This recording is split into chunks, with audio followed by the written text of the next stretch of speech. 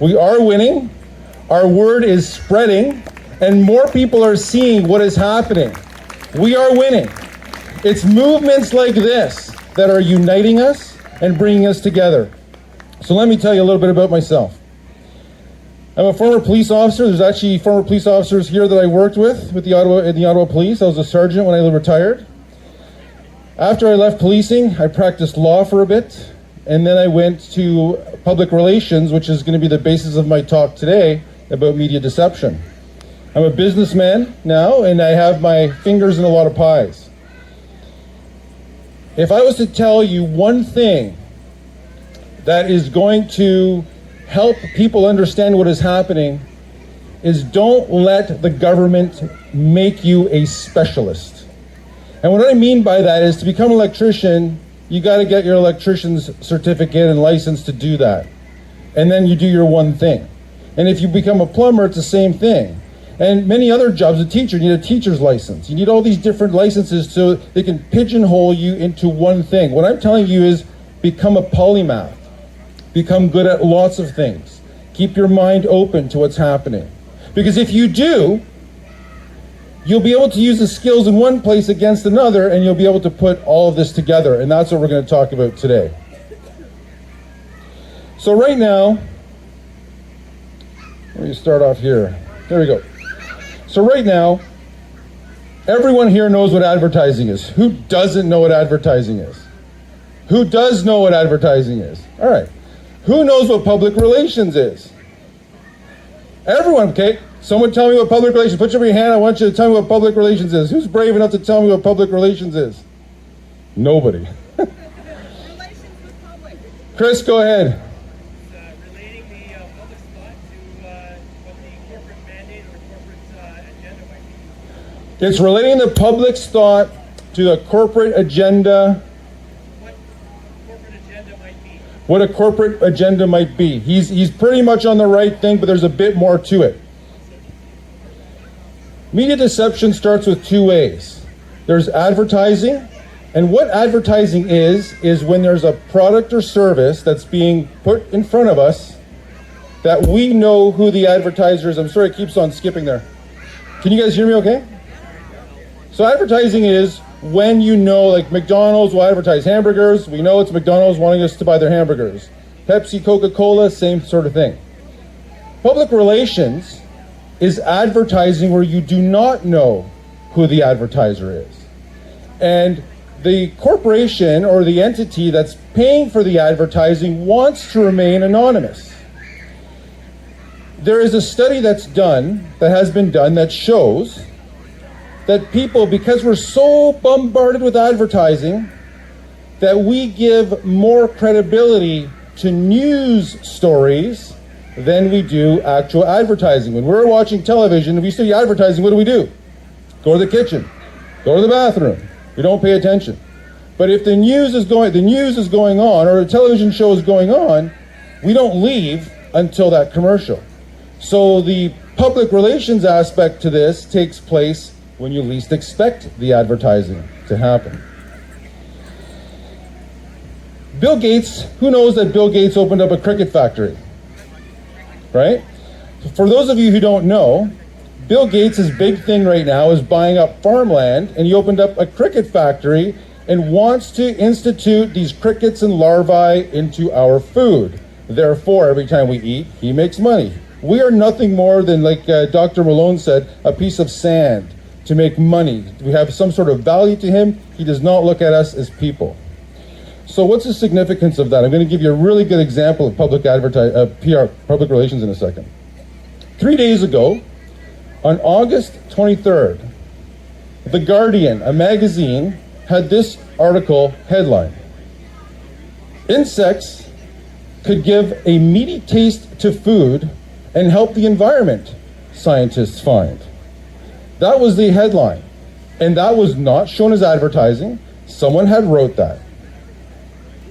The article went on to talk about eating beef contributes to climate change, so we should eat crickets, etc. Now, why does The Guardian and other media print this nonsense? Because Bill Gates gave them money.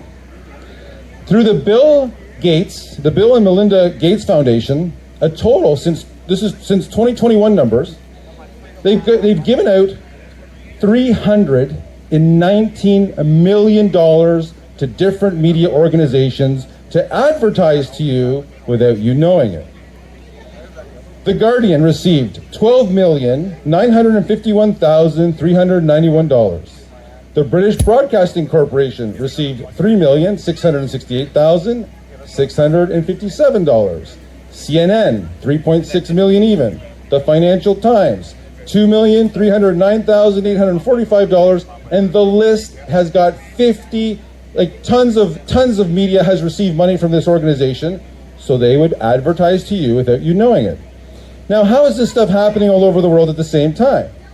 Well, Der Spiegel, one of the big media outlets in Germany, received money. Le Monde in France, Becky Sasa in South Africa, and the list goes on. So what's happening right now with media deception is you are being advertised to without you knowing it. Basically, they're buying up advertising space and advertising to you. Now, here's something to think about as well. Is this boring, by the way, or is this interesting? You guys okay? One of the things you have to worry about in our movement is there are people, just like there are fake PR, there's fake public relations in advertising, there are people amongst us here, not necessarily here, but they could be here, that are also pretending to be like us. Hello. Pretending to be like us. I'll wait till that thing comes on because I feel more comfortable hearing it from left and right at the same time. All right, here we go. Oh, perfect, thank you. So there are people amongst us, you'll see them on Facebook, you'll see them even in certain groups, pretending to be like us, pretending to want what we want, but they're slightly misleading us in certain ways. Be aware of that. You'll notice if you post something on Facebook, for example, or on Instagram, suddenly someone you don't know, who's never been in your friend circles, comments on it and gives it a really crazy edge to it. And usually these people are anonymous.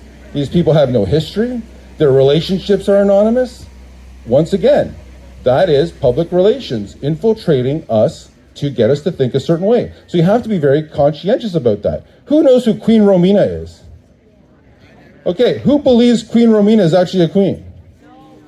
Believe it or not, there are people who do. So how do you combat yourself against this public relations that is misleading us? You have to do your research. I'm going to use Queen Romina as a good example. There are people who have told me, in your mind, she's not a queen. Well, I said, well, what's her lineage? What house does she belong to?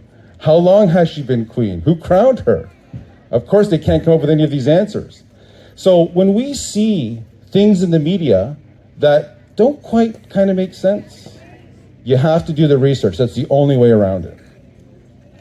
Now, we also talked about, there was Sean Hayes, fantastic discussion, by the way, because much of what Sean Hayes talked about is exactly what is happening in the PR world. If you rub a cat and gently pet it, what does the cat do? It purrs. That's right. That's known as, in the psychological field, a click-whir response. You press that button, this is what happens. And humans have that exact same thing. We're a very social being. This is why in our society we have models. Models are what we shape our behavior and looks after. That's why we have these things. These are why these people are used. This is why we have influencers. Because influencers tell us how to dress, tell us how to behave, tell us what to do. If you are an individual thinker, you're not influenced by that. But if you are a group thinker, you are very much influenced by that. And most people in our society are very much influenced by what the person beside them does if they haven't decided what to do on their own. So, how do we fight this? Because we can win this. And we can win this without firing a shot. And that's what I would prefer. We stick together. Absolutely. We stick together. How we win this is, David Ainsworth actually mentioned it. It's politics. I'm going to teach you a little bit of something about history. Does anybody know what sumptuary laws are? Has anyone ever heard of sumptuary laws? Okay. Anything I say, you can research this on the internet. Sumptuary laws were passed around the time of the Middle Ages, when the middle class started to kind of, the plague had happened, and employers didn't have a great amount of people to employ, so it became an employees market, supply and demand. The employee said, no, I'm not going to farm your fields for you for this amount of money. I want at least double or triple. And if the landowner said no, the employee said, well, I'll see you later. I'll go to this guy who will pay me 3 times or 4 times, whatever.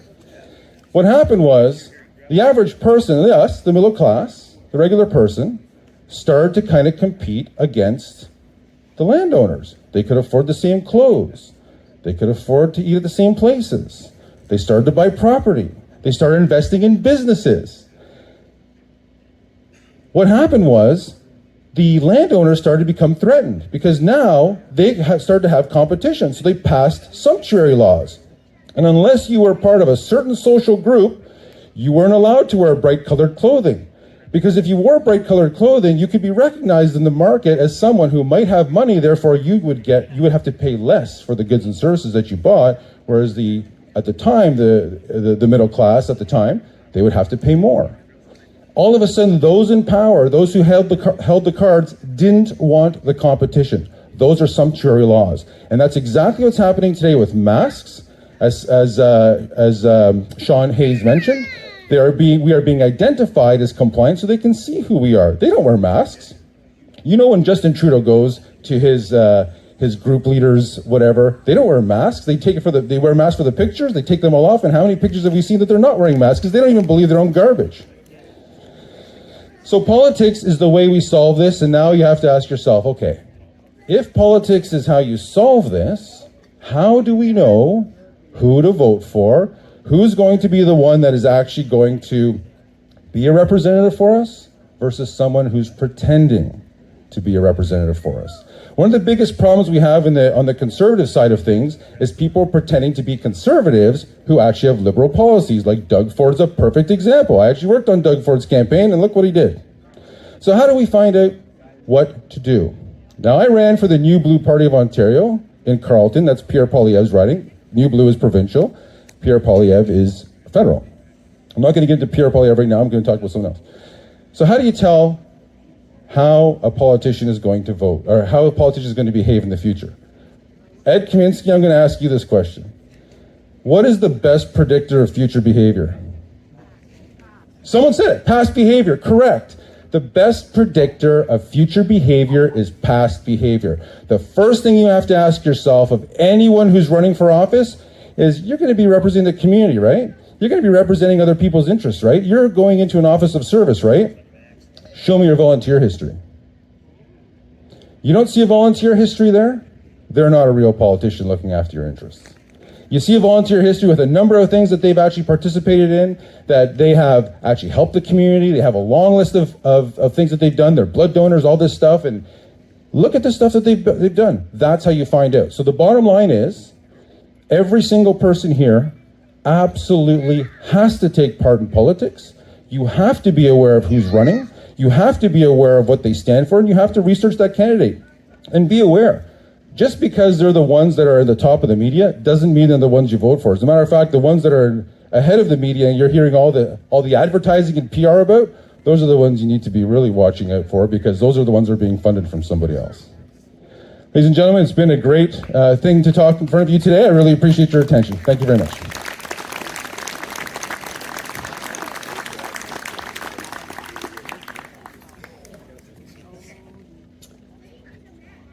Awesome.